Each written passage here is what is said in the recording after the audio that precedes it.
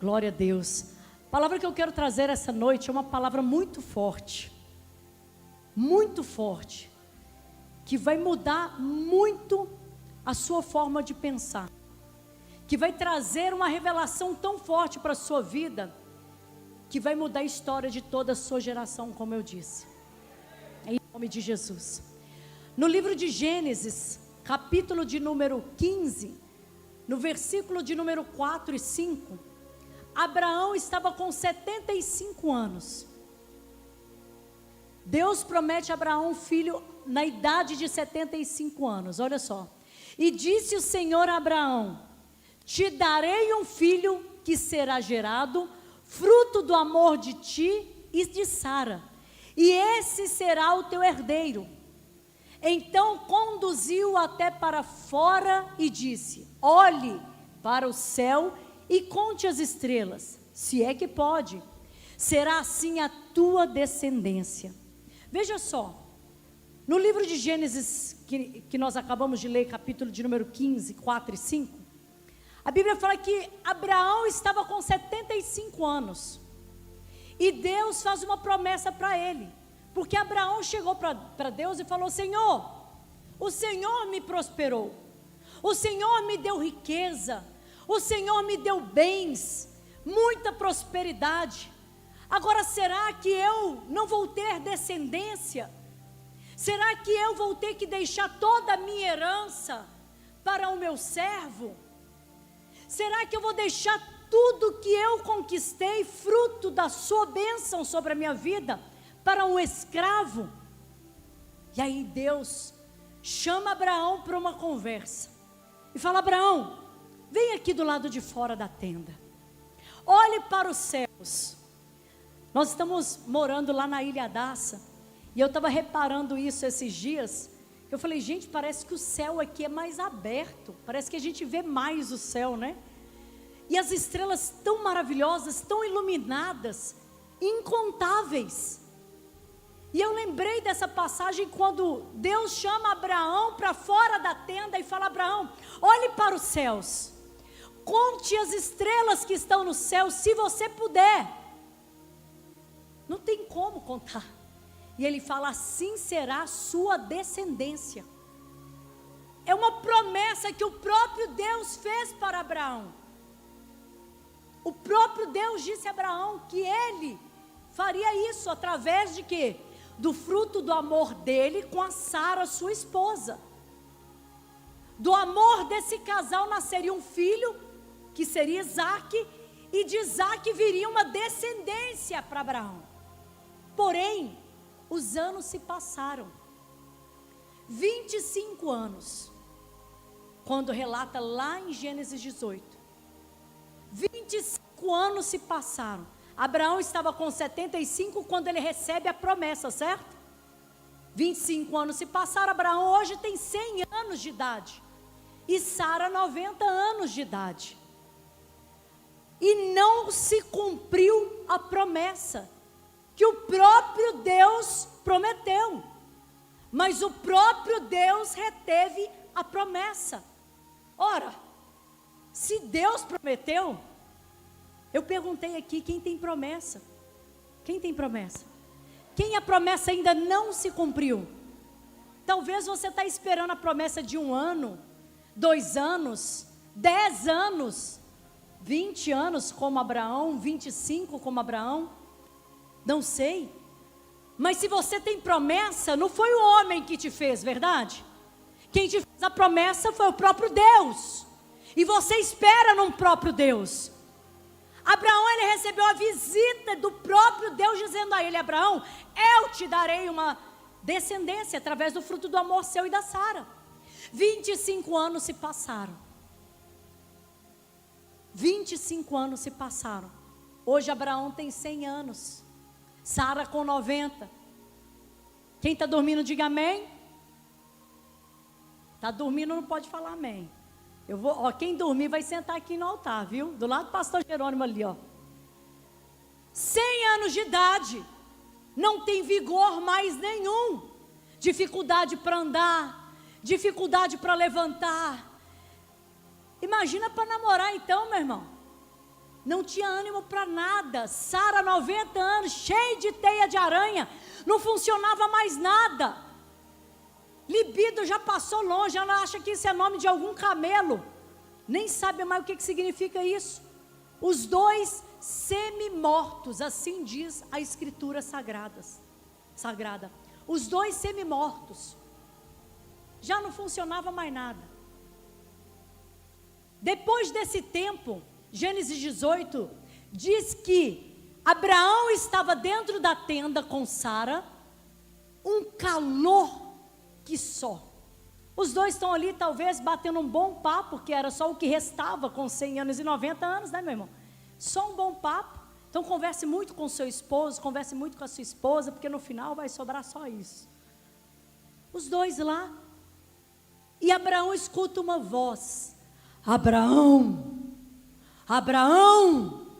Ele fala com Sara: Sara, eu reconheço essa voz, porque ele tinha intimidade e relacionamento com Deus. Ele fala: eu conheço essa voz, Deus está me chamando. E ele sai para fora da tenda, e quando ele chega lá, o próprio Deus estava lá. O próprio Deus estava lá. Olha só, Abraão sai para fora da tenda, ele vê o próprio Deus lá, e Deus vira para ele e fala: Abraão, eu vim aqui para te comunicar uma decisão minha. Olha o nível de relacionamento.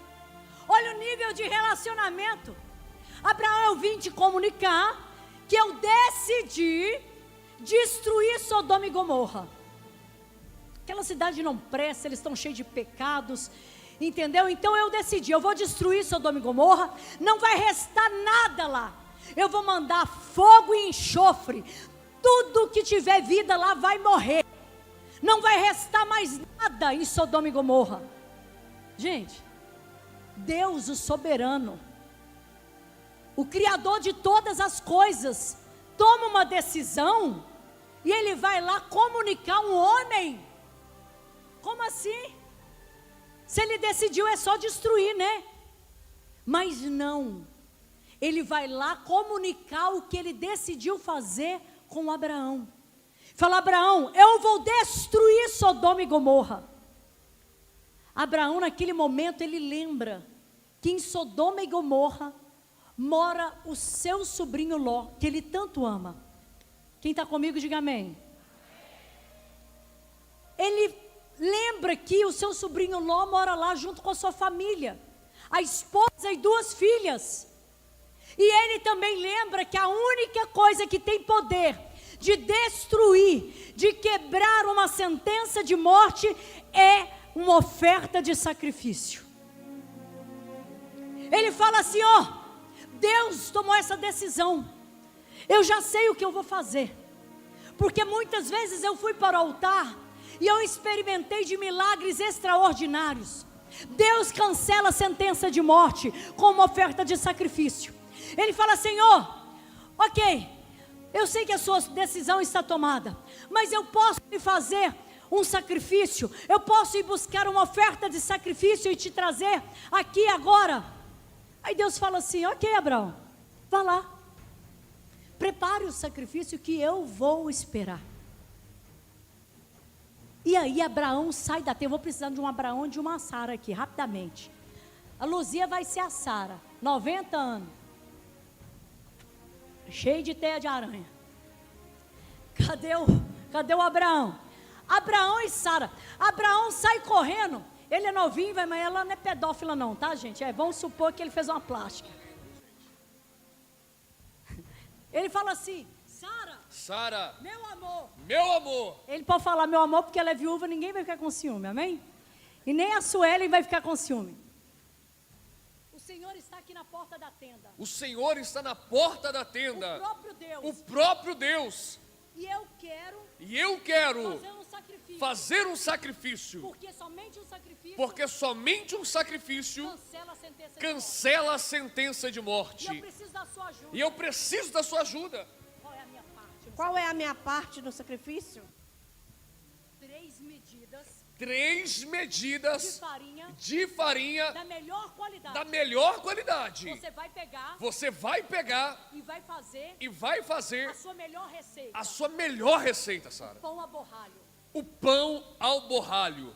Veja só, missão dada, missão cumprida. Abraão convoca Sara para participar do sacrifício. Ela pergunta: qual é a minha parte no sacrifício? 3 medidas da melhor farinha, você vai fazer um pão ao borralho. O que é essa receita? Anota aí, meu irmão, vocês que gostam de receita nova. A Sara, ela teve que sair da tenda, ir para o meio do mato, catar lenha. Quem já catou lenha aí? Levanta a mão. O povo está na praia. É fácil achar lenha? Não é fácil. Ela foi procurar lenha, ela catou aquelas toras de lenha, ela trouxe para casa a lenha, e aí antes dela pôr o fogo na lenha, ela pegou as 3 medidas de farinha, que ela pegou o trigo, não tinha farinha pronta, ela foi pegar o trigo, amassou o trigo, produziu a farinha, bateu a massa, deixou a massa do pão crescendo, enquanto isso ela está ligando o fogo. Ela construiu um altar e ela colocou fogo naquela lenha. A lenha começou a consumir com o fogo. Quando o fogo consumiu a lenha, meu irmão, ela apagou o fogo. Porque o que ela precisava naquele fogo era apenas a brasa, apenas o calor. E ali ela coloca aquele pão para ser assado devagar ao calor daquela lenha. Essa é a receita do pão ao borralho. Eu estou devendo isso para o meu marido já faz um tempo, né, amor? Prometi que ia te fazer e não fiz ainda. Essa é a receita do pão ao borralho. Enquanto isso, Abraão, ele foi para o pasto, ele dentre dos seus pastos lá, dos seus bezerros, dos seus bois, ele procurou o melhor novilho com carne tenra. A carne tenra é aquele novilho que não teve esforço físico nenhum para não criar músculo, para a carne ficar macia, suculenta. Ele acha aquele novilho, ele mata o novilho, e aí ele prepara aquela carne, ele tempera aquela carne, ele daquele novilho ele separa o melhor, e ele põe para assar também. E ele, junto com Sara, Abraão e Sara juntos, falam juntos, de novo juntos, eles voltam para a tenda. Isso deve ter levado umas 6, 8 horas, não foi rápido, foi demorado. Quando eles voltam, Deus está à porta da tenda. Sara entrega nas mãos do próprio Deus o seu sacrifício, a sua parte do sacrifício. Senhor, receba o meu pão ao borralho. Receba o meu pão ao borralho. A minha parte do sacrifício. A minha parte no sacrifício. Senhor, receba o meu sacrifício.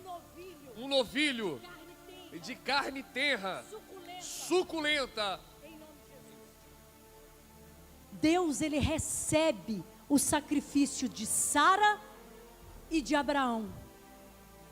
Naquele momento que eles recebem, que Deus recebe da mão dos dois esse sacrifício, Deus, ele diz assim: Abraão, daqui um ano, eu voltarei para consagrar o seu filho. Daqui um ano, daqui quanto tempo, igreja? Quem é que tem promessa retida?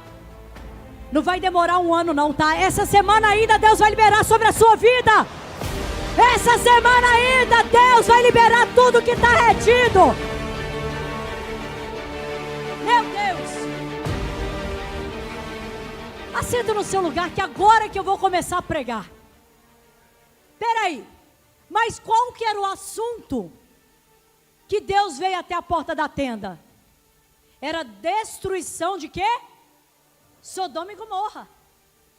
Esse era o assunto que Deus veio. E qual que era a intencionalidade de Abraão? Fazer um sacrifício para cancelar. Gente, não dorme não, acorda e vamos participar comigo. Para cancelar a sentença de morte.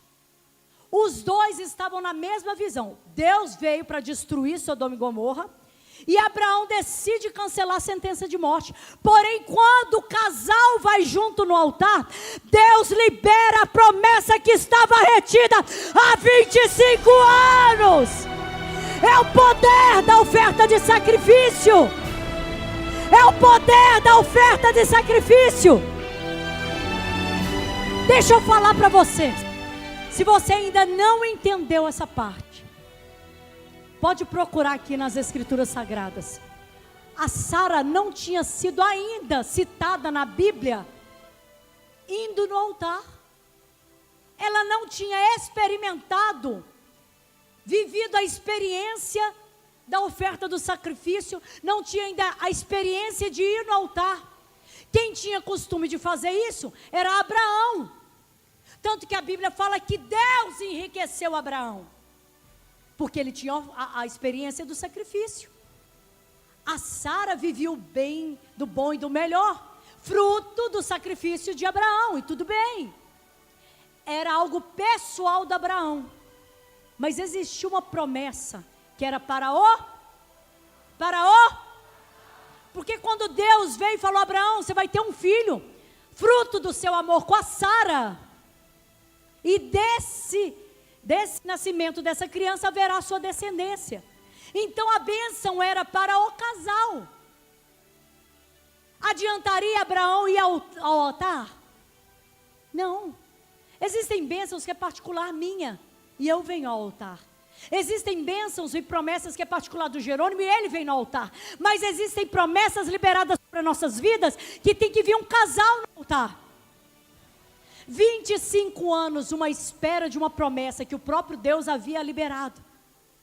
Mas quando a Sara tem a experiência do sacrifício, junto com seu marido, essa promessa foi liberada. Naquele mesmo dia,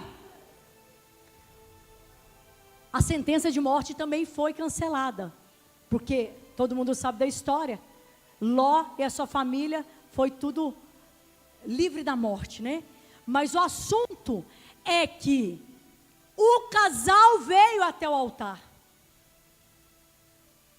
Eu não sei qual que é a promessa que está retida na sua vida, mas talvez essa promessa que está retida é uma bênção que é para o casal. Eu estou pedindo uma casa própria para o Senhor. Aí você está vindo, fazendo a corrente Jeová Jiré, vem de todos os cultos, vem na segunda, vem na quarta, vem na sexta, vem no domingo, fez o voto do sacrifício, veio no altar, porém, o seu marido não está na mesma visão. A casa é para quem? Para o casal, para a família. Quem é solteiro aí? Levanta a mão. Por isso que você tem que saber quem você vai escolher para você passar o resto da sua vida. Tem que estar no mesmo propósito. Porque senão a pessoa não entende o propósito. Aí quando você fala que vai vir no altar trazer sua oferta de sacrifício, a pessoa fala: não vai não. Não vai não. Foi por isso que Sara não comentou com Abraão que ia levar Isaac no altar do sacrifício. Senão a Sara ia impedir isso de acontecer. Está vendo a importância do casal estar junto? Na mesma visão, no mesmo propósito. Uma promessa de 25 anos. Quem são os casais que estão juntos aqui na igreja? Fica de pé, no seu lugar. Quem está junto com a sua esposa aí?